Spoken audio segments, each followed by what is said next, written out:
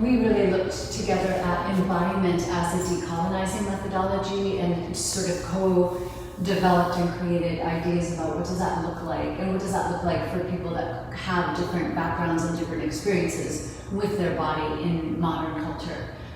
And it was really exciting to see that evolve creatively together. And my feeling is, one of the challenges we often face in thinking about our future is being limited by the terms of our present, right? So even in the language of how do we be quote unquote authentic to yoga, what does authenticity mean to a practice? I mean, for me, the question is really how do we stay present to what we need to be asking about? How do we stay with our study? And what we discovered is staying with the study of looking into race, gender, and colonialism meant that yoga was one of the instruments, or one of the ways into the question. But it could only be useful if it were combined with other modes of inquiry, other practices. So we invited folks who do, African spiritual dance, folks who were able to really share around voodoo practice.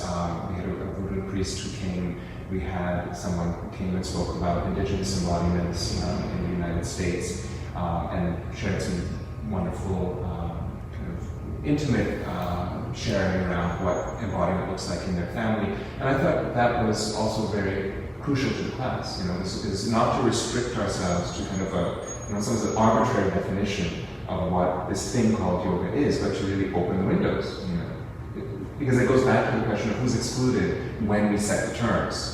Who wasn't involved in that conversation around what is this thing that we call yoga? And even what is this thing we call the body, and what is its meaning in culture? And for us, I think it was a deeply meaningful experience, and to make space for what we like to call together the social body. So I think in some ways to consider that is an act of kind of a revolutionary inquiry, because yoga as it's represented in the West today, or modern Western culture, has so much about individualism and perfecting a form, whether it's a form of pose or meditation, or whether it's the body itself. And what we have seen as being really missing is this idea of the social body, and what it means when we invite that into the work.